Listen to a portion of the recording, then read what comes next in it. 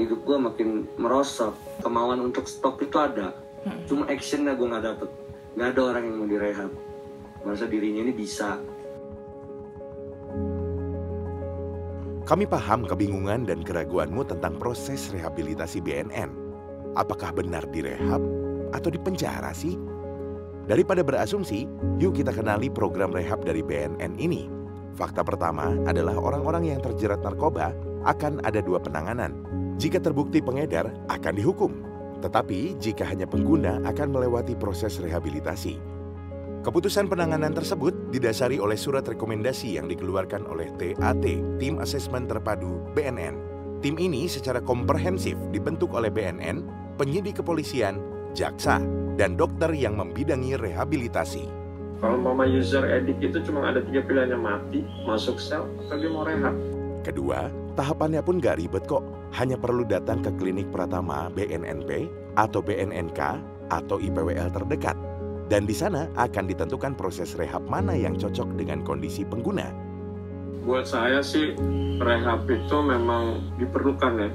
Setelah proses rehab pun, setiap pengguna akan didampingi agar siap untuk kembali ke masyarakat.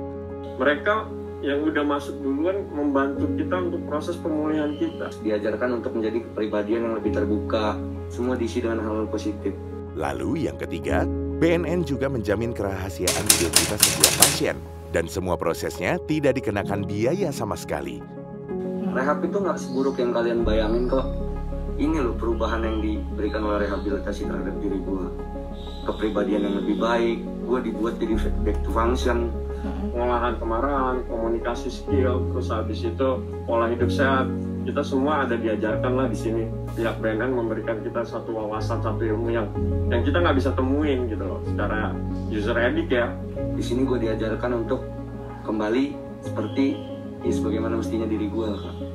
Yuk berani rehab untuk kebaikan dirimu dan orang di sekitarmu.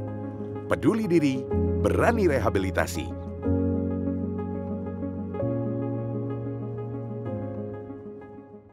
Hidup ini bagaikan terbagi 2 sisi. Hitam, putih, siang, malam. Laki-laki, perempuan. Kehidupan, kematian. Ada yang bisa diubah, ada juga yang tidak. Dan untuk hal yang bisa diubah, seringkali hanya dibatasi 1 garis tipis, bernama pilihan.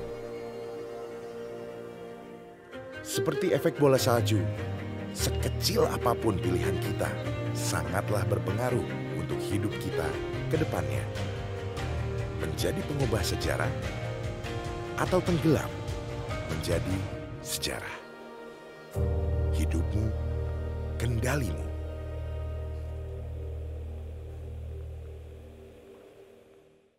Narkoba merusak masa depan bangsa ini.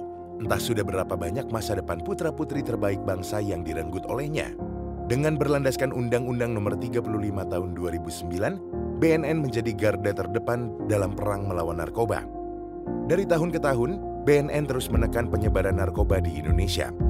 Data terbaru menyebutkan lebih dari 30.000 kasus terungkap pada periode tahun 2020-2021. Perang dengan narkoba terlihat seperti tidak akan pernah berakhir.